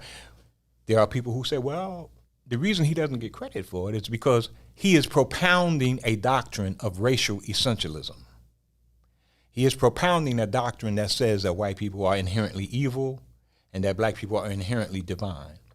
That's the kind of racial essentialism. Big-headed man. Well, that's part of the lore later on. But the essential thing is that one group of people are inherently divine, the other people are inherently evil, and that echoes in many ways the racial essentialism of groups like the Nazis and other kinds of groups that adhere to a racially essentialist doctrine. And so there are those who would say that what Elijah Muhammad is teaching is inherently dangerous because it talks about these inherent qualities of racial essentialism, and that is something that humanity has to transcend in order to have the kind of harmonious relationships we need as in cosmopolitan societies. So that's why people say we should reject that kind of, the Nation of Islam's doctrine. So what happened, the way the nation brought you here from New York to Chicago, that had to be kind of a cultural shock for you. In a way. I mean, like I look at you now, and you are a Chicagoan. Mm-hmm. I guess so. Yeah, I've been here long enough. But yeah, when I came here, like I said, I stayed in Robert Taylor Homes. That wasn't unusual for me. I stayed in projects in New York a lot of time. My cousins lived in the St. Nicholas project. I spent summers in the St. Nicholas projects in New York. So the projects were not new to me at all. In fact, Robert Taylor Homes has some redeeming qualities that I kind of dug, But Chicago is much less cosmopolitan than New York, much less. I was looking for reggae. I couldn't find any reggae until later on. I found some later on, but I couldn't. There were a lot of things that I was used to. Mambo, Latin music. Although Chicago had some of that too, but it didn't have it like New York. It's kind of hidden away. Yeah, hidden away. New York is a lot more freewheeling in some ways, but Chicago is much more Black American. It's the essential Black American city. Chicago is, and that is an attribute to be quite proud of. And I began to realize how different it was from New York in that way as well. New York, like I say, that image of the urbane New Yorker. You make fun of your country cousins, blah, blah. Chicago embraces its country cousins in a way that is very wholesome. New York, these guys are from the country, man. They're blips. We used to call people from below the Mason and Dixie line Blippians. They were from Blip.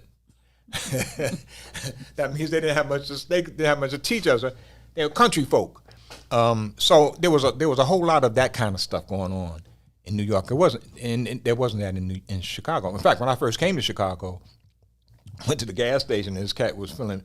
At the time, there was a gas panic. I don't know, it was in the 70s. And I didn't even know if I would get enough gas to come here because a lot of gas stations were shutting down, Carter. It was during the period of, and I went to the gas station in Chicago and this cat came out and said, "You want regular or Ethel?" And I said, "Man, this is Chicago?" That kind of Southern accent, man. Because, Southern accents used to automatically mean Blippian. We automatically dismiss somebody with a Southern accent.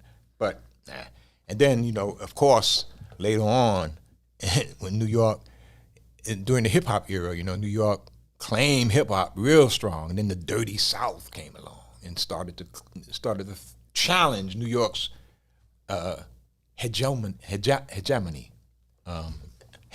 like to say it that way. And New Yorkers, man, they hated that challenge.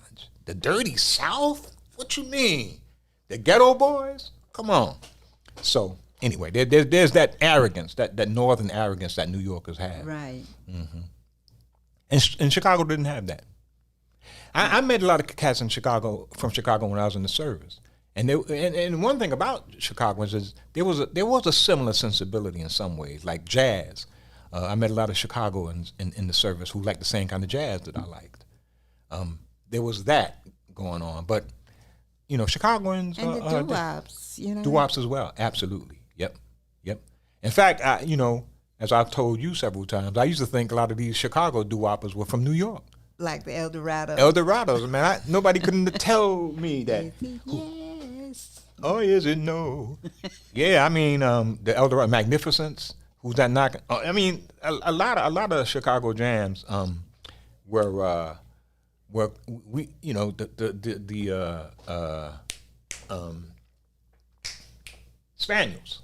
The Spaniels, man. Oh, man. Woo. Yeah. That I could have sworn they were from 135th Street. So we claim doo-wop pretty strong. Same, New York arrogantly claimed doo-wop, just like New York arrogantly claimed hip-hop. Right. But that arrogance is justified.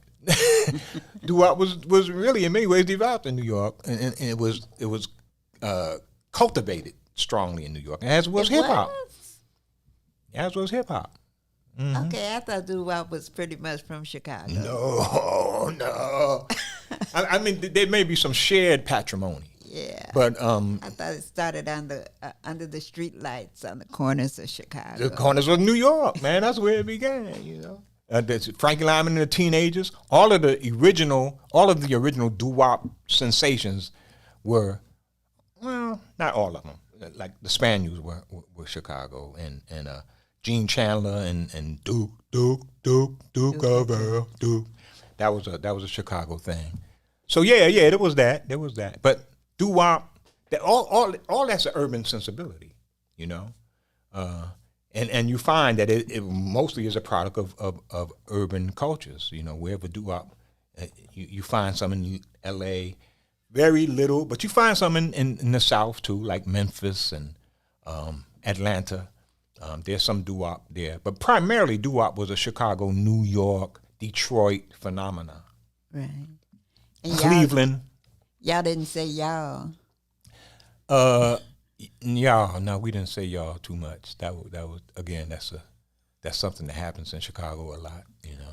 No, Chicago got a lot. It's proudly Southern, and it took a while for me to be equally proud of that Southern tradition, because I grew up with that anti-Southern bias. Country folk. My uncle used to, like I said, my uncle used to call it blip. And anybody, and he was married.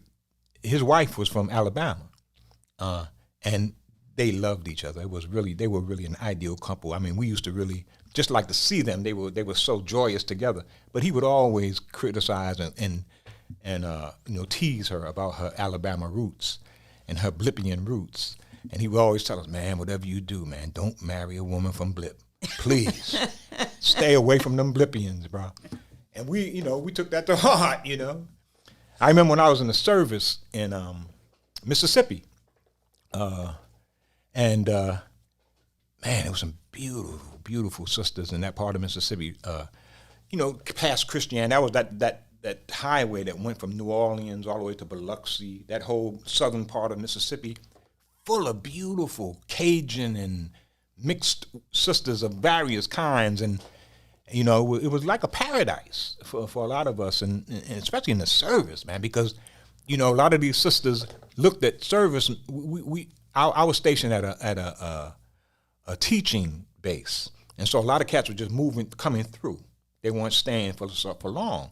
So if there were a lot of women there who they saw these brothers as a chance to get out of Mississippi. If they could hook up with a cat, with a service dude, and get married, they could leave and go somewhere else to a more glorious location. And so there was a whole lot of, solicitation going on. I mean, and man, it was an amazing experience. It really was an amazing experience. But I would always think about my uncle. Watch them Blippians, man. Don't get mixed up with them sisters from Blip, because there were some beautiful, beautiful women. It was hard to stay away from them. But yeah, that was that New York arrogance, I think some of that New York arrogance was a part of Malcolm's thing too. being from Temple Number 7. Temple Number 7 was considered the pinnacle of the Nation of Islam's leadership. If you were a minister at Temple 7, that was it. You had reached the pinnacle, and Malcolm was that. Malcolm was the minister at Temple Number 7, and everybody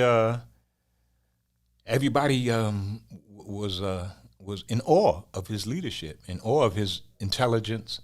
But as I say, within the nation, there was a lot of jealousy that we saw manifested later on, But that was from the top. I mean, it wasn't necessarily the Honorable Elijah Muhammad. He's the one who put him on.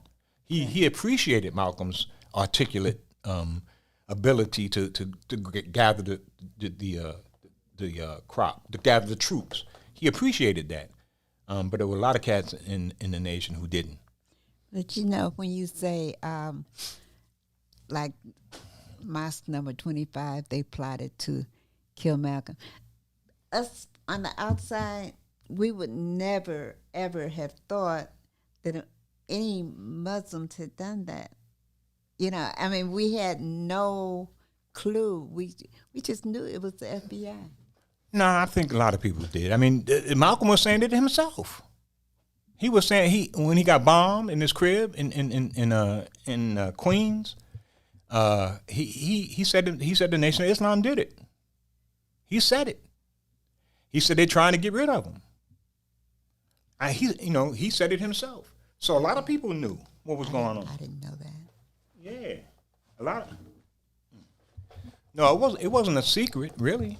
A lot of people knew that there was serious animosity between members of the Nation of Islam and Malcolm's fledgling group. He was just on the verge of developing his own group at the time. I think Malcolm knew his time was short. As he said he taught himself what to do to traitors. He said he knew what they would do because he's the one who taught many of them, and he knew that he was in the line of fire. And if you think that someone is blaspheming a divine personage, someone who represents God himself, then it is almost your obligation to take action. To kill them? What else? Or to get, especially if you understand that there are orders from his lieutenants to do it. There's a documentary coming out pretty soon that's going to be pretty explicit. Already, the book, The Dead Are Rising. You have The Dead Are Rising. I know you haven't read it. It's a pretty hefty book. I read parts of it. But there's serious evidence in there of what happened. Serious evidence. Hard to refute that evidence that Brother Les Payne puts together on what happened to Malcolm and how the Nation of Islam was deeply implicated. Not necessarily the leadership, but forces that weren't quite renegade forces. There was some official complicity in this that he found. It's worth looking at. I don't think we should be ashamed or afraid to go into this stuff and be candid about it. We have to learn these lessons, We really have to learn these lessons.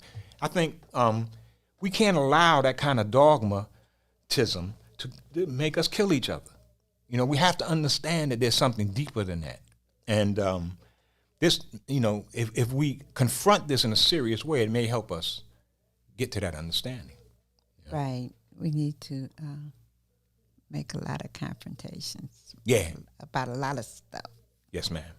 Well, Emma, thank you, my dear. I appreciate you interrogating me for this period. Look, I'm there may be some. I won't mention it. I'll talk to you again shortly, and we will be back with Muwakkil'S World. Until then, peace. WIIFTBP. Do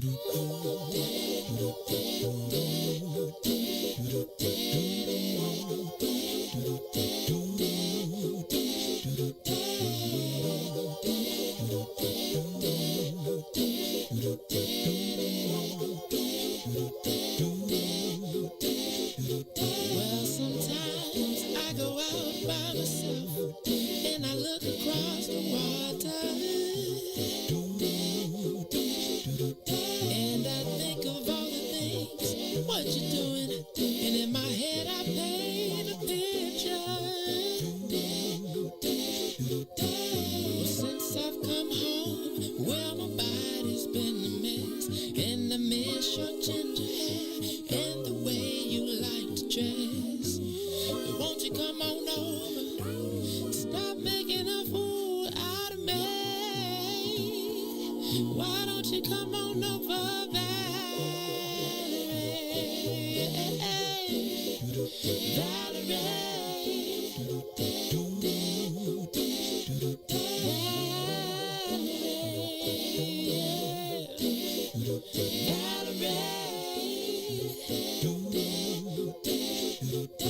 Did you have to go to jail? Put your house on up for sale. Did you get a good lawyer? I hope you didn't catch a tan. I hope you find the right man who'll fix it for you. And are you shopping anywhere? Change the color of your hair. Are you busy? And did you have to pay that fine that you've been dodging all the time? Are you still dizzy? Oh, yeah. Since I've come home, well, my body's been a mess, and I miss your ginger hair and the way you like to dress. Won't you come on over? Oh, stop making a fool out of me. Why don't you come on over there?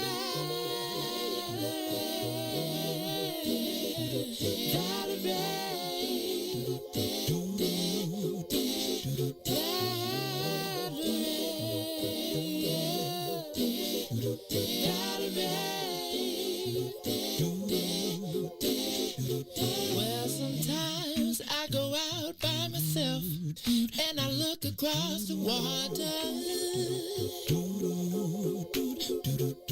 and I think of all the things what you're doing.